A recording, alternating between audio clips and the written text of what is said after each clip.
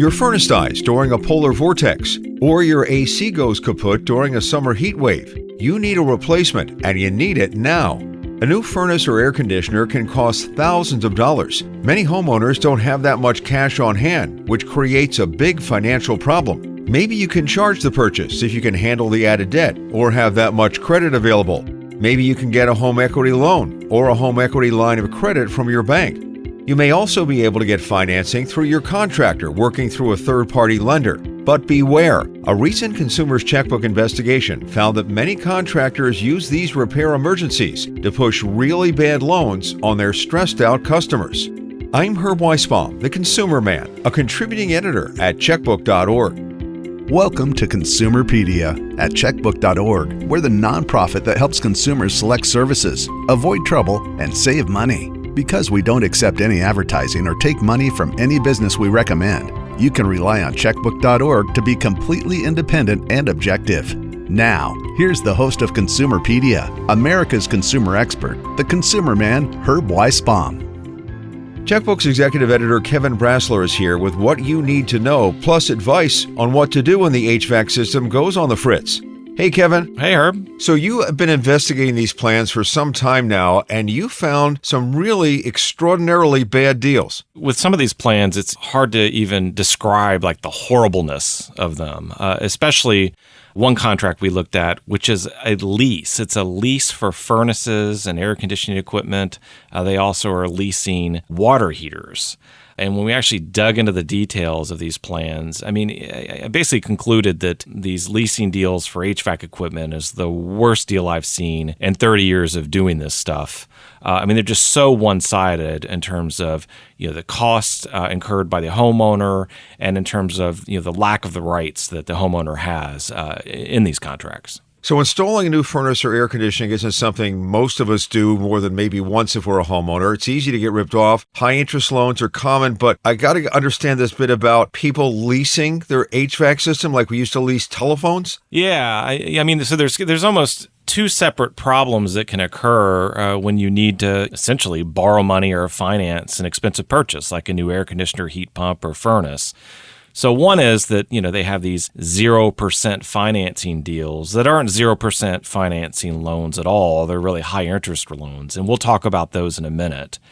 But it was brought to my attention last year that some companies are now offering leasing for HVAC equipment. This started, last year. There's a consumer reporter. He works out of Cincinnati, and he's also the station he works for is owned by Scripps, and so his stuff does end up going to lots of stations nationally. John Matarese, he's a great guy. Yeah, John Matarese. And so he emailed us and said, I have this homeowner, and he signed this lease for a furnace and an air conditioner, and he didn't realize it was a lease, and he can't get out of this, and I was wondering if I could interview you about it. John's very good at what he does. My first reaction was, well, this must be some kind of mistake. I've never even heard of this before, and this is what we do, cover this kind of stuff. So then I reached out to this homeowner. His name's Tim Pride. He's just a very good guy. He's a retired firefighter out in Cincinnati. What happened was in 2019, his central air conditioning unit died. He called out a company. The company is Knockelman Heating and Air Conditioning. And he says the rep for that company told him that he needed not just a new air conditioner, but a new furnace because it would just be better to replace them all at once. And so this Knockelman outfit, they quoted him a total price to do that work, plus put in a new UV filter or something like that, a total price of $22,000 to supply and install this equipment. And so Tim says, he's kind of surprised by this high price. It was a lot of money, and so he just asked about, do you have any payment options? And he says that the HVAC company's rep told him they had a way where he could spread out his payments over many months. He never mentioned the word lease. He just said, oh, no, we have a plan where you can spread out your payments. And so he gave Tim this contract, and the contract had on there the amount of money he was spending on the equipment was $22,050, and that he could make monthly payments of $288 over 10 years, and it had a total payment entry of like $33,700. And so Tim did some quick math and said, okay, well, that basically equates to an interest rate of somewhere between 12 and 14%. I can't remember what it was.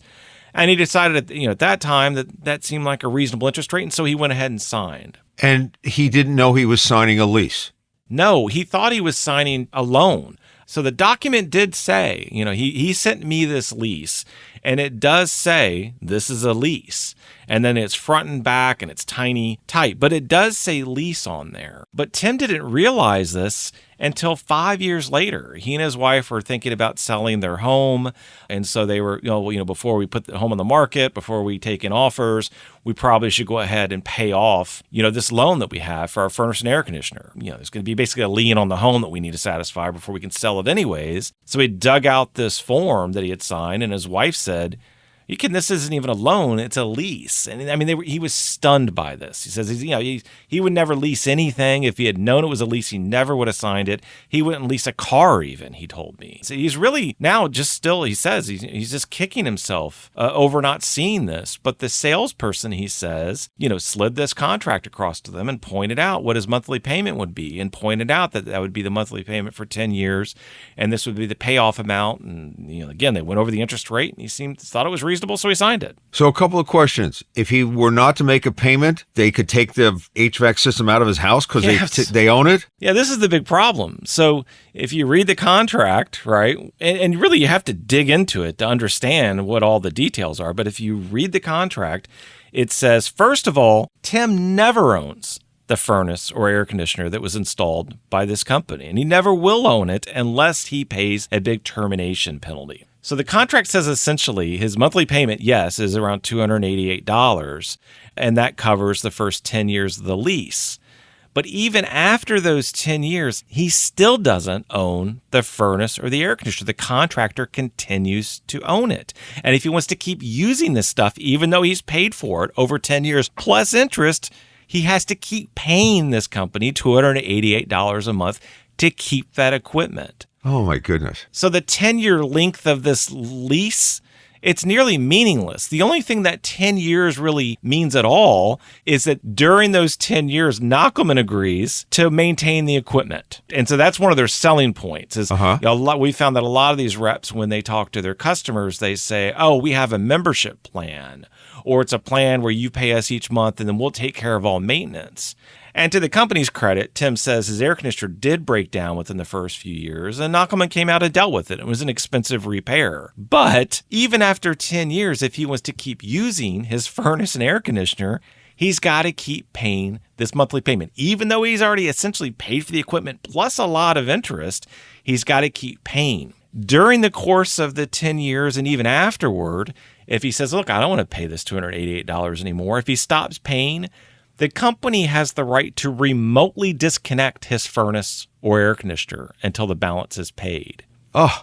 And during those 10 years, if Tim says, or says right now, I want to terminate, I don't want this, I want to get rid of this deal, I don't want to do this anymore, he has to pay a termination fee.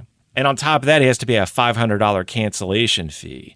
And the problem is the termination fees are ridiculously high. Even after he's been paying for 10 years, he'll have paid nearly $34,000 for this furnace and air conditioner. And even after then, his only options are to keep paying the $288 a month forever, I guess. Yeah. Or after 10 years, he can pay a termination fee. So you'd say, well, you've already paid for this stuff, plus interest. The termination fee at that point, it can't be that much money. No, the termination fee, even after 10 years, is 61% of the original cost of his equipment. Yikes. So he'll have paid for the equipment plus interest, and if he wants to quit, he still has to come up with another $13,000 to pay it off at that point, to get out of this lease. So here's his math. After 10 years, right? He thought he was signing a 10-year financing agreement. Uh-huh. The math on this is, after 10 years, his actual cost to own the equipment, to buy it, essentially, at the end of this lease from the company that's been leasing to him, is going to be $47,000. So it's $22,000 to lease the equipment, plus $11,700 in finance charges over those 10 years. Plus, he'll then have to cough up another $13,000 plus just to end the lease after 10 years. I mean, it's more than double what he would paid up front if he had just cut them a check, originally for $22,000 to buy this stuff from them. Oh, my goodness. You're blowing my mind here with this. This is unbelievable. Is Tim a one-off, or are there other Tims floating around out there? Well, that's the thing. So I'm like, well, he's not just the only one who's complaining about, especially not knowing what he was getting into. We looked at complaints against this company with the Better Business Bureau. This Knockelman Heating and Air Conditioning is owned by a larger outfit called Service Experts. And Service Experts, in turn, is owned by this company called Brookfield, which is like this big venture capital investment company that also owns like the Colonial Pipeline. Most people have heard of that in the news, right? Mm-hmm. So it's this multi-billion-dollar company that owns Service Experts, and Service Experts in turn is buying up a lot of HVAC and plumbing outfits. And that's the company that's writing these leases. But other companies are writing these HVAC leases too. But the common thread when you look at complaints against these companies about these leases is that the homeowners didn't know that that's what they were getting into. They didn't know that they were signing a lease. It was described to them as a membership program or a payment plan or even like a maintenance plan. But the membership plan is often what they're sold on. You have a monthly payment that's reasonable and will take care of all the maintenance. What they don't realize is that it's a lease. And in a lot of cases, what we found is that the complaints say, I was just handed a tablet or an iPad and told just to, click here, press this button, digitally sign this thing. And it was never, ever described to them that this is a lease, not a purchase. They were just told, here's the price for the stuff. It'll be this much a month if you want to join our membership plan. And they say, well, that sounds great because I don't have $22,000 sitting around. And so they give them these iPads and they've digitally signed these leases. And then some of the complaints said, they were for parents, older homeowners, where in some cases the parents had passed away and then the heirs are, basically trying to sell this house. And they find that, they can't sell this house because they have to disclose to buyers that there's this lease, that nobody even owns this heating and air conditioning equipment. And then they're like, well, my parent never would have been able to digitally sign that, or they wouldn't have, done this DocuSign arrangement. Mm-hmm. There's lots of accusations about basically these companies signing for homeowners, signing them up for plans without really even realizing what they were getting. We found the same thing when we looked at scams with solar installations, the same thing with a pad. You click that thing, sign, you don't know what you're doing. So it seems like the lesson here from this story is A, you need to shop around, which you should do for a purchase this big. And B, maybe you got to get a printed document and read it before you sign anything. It's really key. I mean, you have to read everything before you sign. And that's why Tim's kicking himself, because I guess to Knockelman's credit, right there on the lease, it does say it's a lease. You flip it over and it even has the payment schedule for these termination penalties, where if you cancel within the first 2 years, for example, you have to cough up the total cost of the furnace and air conditioner. But it also says if you want to quit after 10 years, you still owe them 60% of the original cost. But when it's an iPad and it's an older homeowner, again, these service reps are often telling homeowners, we can spread out these payments, which is what Tim says happened. The guy just mentioned spreading out the payments. He didn't mention a lease. And when it's an iPad, often they're just like, it's got a highlighted thing, just press here and enter your initials and it's digitally signed for them. Yeah, and they're working on commission, so they're encouraged to oversell the thing. Well, that's really the big problem here, is that a lot of these companies, especially ones that have been bought up by these investment companies, the people they're sending out, they're not even technicians. They're salespeople.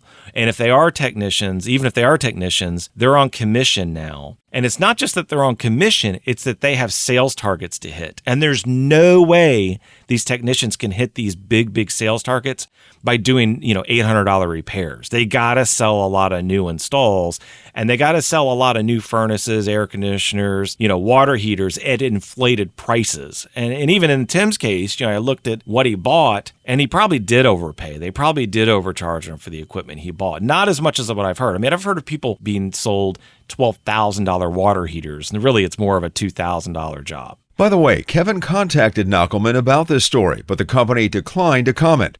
Straight ahead, if you do buy a new furnace or air conditioning system and go with a loan from the contractor, you could wind up paying a staggering amount of interest. There are better ways to pay. We'll talk to Kevin about that next.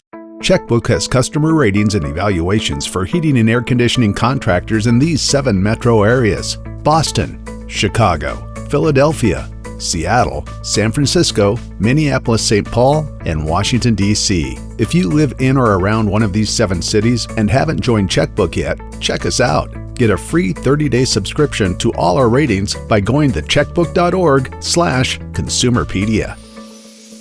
You've got to be really careful if you're going to install a HVAC system and get financing from the contractor. A lot of gotchas that can happen here. Kevin, tell us about those. Yeah, so we've talked about leasing, which, I think even though more and more companies tend to be offering it, it is still somewhat rare. But what's more common is that the company will say, well, we do have financing. It's usually almost always through a third party. There's specially basically banks set up to issue these loans. And the problem is a lot of times HVAC companies especially, and roofers too, say, well, I can offer you 0% financing for 2 years if you don't have all this money sitting around or you don't want to sell stock or whatever to come up with this money. Because often you have to come up with this money, especially for a new furnace, if you're in the middle of a cold snap or air conditioner in the middle of a heat wave, you got to come up with it pretty quickly, right? Right. Well, the problem is that a lot of times these zero interest loans that they tell you about, they're not no interest, okay? So this happened to me a few years ago. I needed a new heat pump for my house. The heat pump's going to cost about $8,000. This isn't some sketchy company. I mean, I'm the editor of Checkbook. I'm not going to have lousy companies out to my house. But they said, oh, no, you can finance this. We can offer you 0% financing for 2 years, and so you don't have to come up with all this money today. The problem is that they installed the heat pump, and then I got the loan paperwork, and it's not really a 0% loan at all. The terms had me paying about $200 a month, so that's about $4,800 total for the first 2 years. But here's the catch. If I didn't then pay the remaining balance of the loan, which is about $3,000, within those first 24 months, and I wouldn't have just making this $200 a month payment, right? If I didn't pay off the loan, essentially make a balloon payment at some point during these 2 years, then that loan would have converted to a standard 5-year loan. The APR on that loan would have been about 18%, which 4 or 5 years ago was a lot. Right? The total payments I would have had to make on this $8,000 heat pump would have really been about $12,000 because I would have gotten hit with this interest rate and it would have been deferred interest. So for those 2 years where I was just, making these $200 payments, oh no, they would have then gone back and charged me interest even for those 2 years. And even if it is a basic deferred interest plan without a balloon payment attached, as yours was, if you are late by 1 penny making the final payment, you pay the interest backwards. So it's not really no interest, it's deferred interest. And people really have to find out and understand that because you get clobbered if you screw up somewhere along the line. Correct. In the contract that they sent me, the loan terms they sent me also stated that if I was late making a payment or missed a payment, well, boom, then this deferred interest program, it automatically flipped over to this conventional 5-year loan. So the good news is a few weeks after the work was completed, I got paperwork from this financing company, and the paperwork clearly stated what I had signed up for, that, my payment was going to be this much. If after 2 years I hadn't paid it off, then I was going to hit with this extra cost, and I was going to end up paying, another $4,000 essentially for this $8,000 heat pump. That's how much extra it was going to cost me. But the lesson is this. I mean, it's an important lesson that you just have to carefully assess these financing offers, including reading all the fine print. The problem is, as we've learned here, right, in some cases, and in Tim's case with that lease, the company never really gave him anything but the contract that he signed, which he kind of stashed away. Or these iPads are being slid across the counter to us. So just initial here and we'll take care of all this.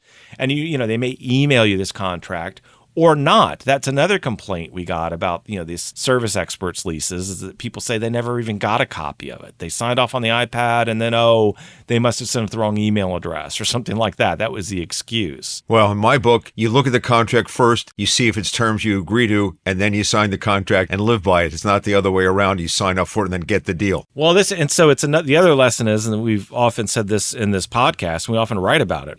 If anyone's ever rushing you, it's a big red flag. Yep. So I wasn't rushed in my heat pump purchase at all. They just said, we have this financing deal through this other company. You can sign up for this and get 0 interest financing for 2 years, which was in essence what I got. It's just that right. I was going to have to pay that thing off within 2 years or I'd get hit with all this interest. But in Tim's case, did he feel like he was being rushed? Yeah, he kind of did. And a lot of the complaints we get about these companies, it involves, I don't have hot water. I don't have heat. I don't have air conditioning. This company came right out, maybe even during off hours, said, hey, we can take care of this right now, tomorrow.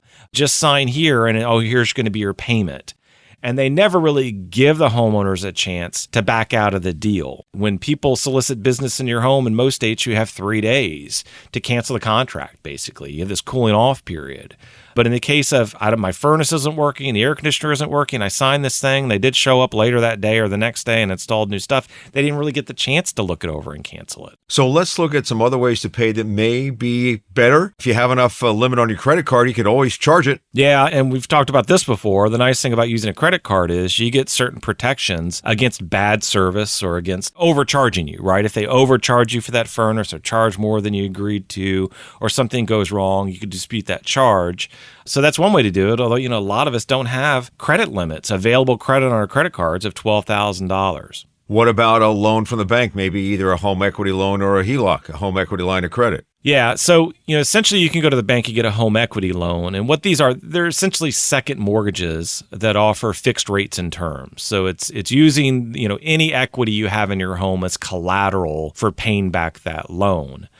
And the problem is, they require applications and credit checks, and they may even have to do an appraisal of your home.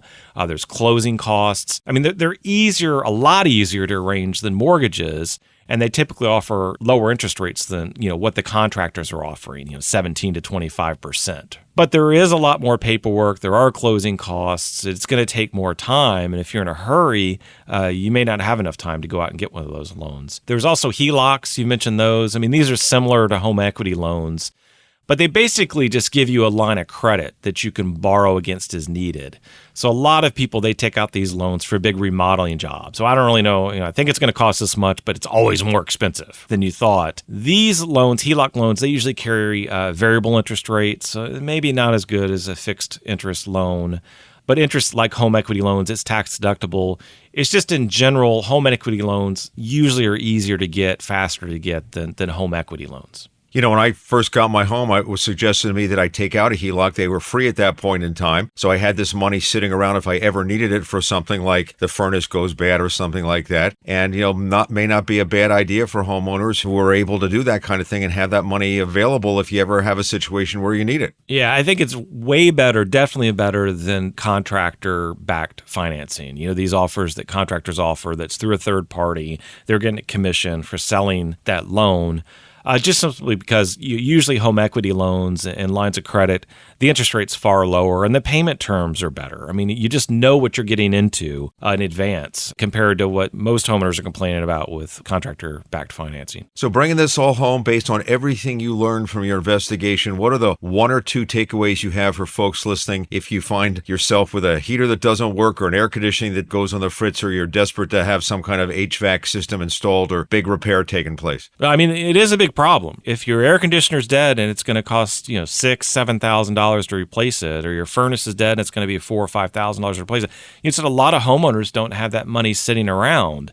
And that's why even when people sign these leases and know they're signing a lease, that's why they're at all appealing, because they still might do a credit check when selling you one of these leases. But the marketing materials I've seen from the leasing companies to contractors trying to get them to sell these leases basically say, here's a way for you to increase your business because some of your customers, they won't have the money on hand to pay for this work, or they may not have enough room in their credit cards to pay for this work, or, and this is key, they may not have the credit scores that are good enough to get contractor-backed financing or bank financing from a HELOC. So these leasing programs, here's a way for you to sell more stuff because they're going to have less trouble getting approved for these leases. And of course, they're not going to have much trouble getting approved for these leases because they never own their furnace or the air conditioner. I mean, that's the collateral of this non-loan, right? They stop paying. If Tim stops paying $288 a month, they'll just shut off his stuff or come get it. Now he's back to trying to figure out a way to heat and cool his home.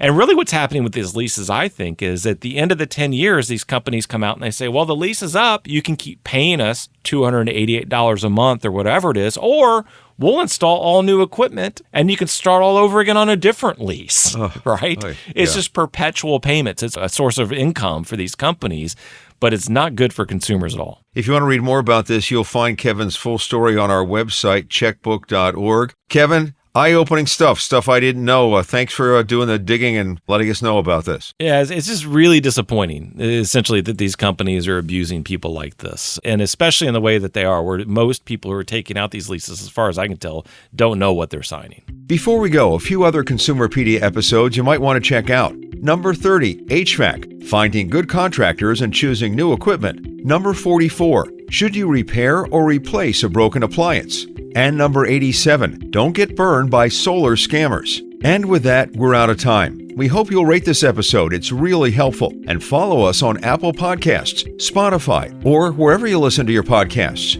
Remember, we release new episodes every other Thursday. Another way you can support this show is to follow us at Consumerpedia on Facebook and Instagram, at Consumerpedia.org on Blue Sky, and at My Consumerpedia on X. You'll find me at consumerman.com. I'm Herb Weisbaum, always looking out for you.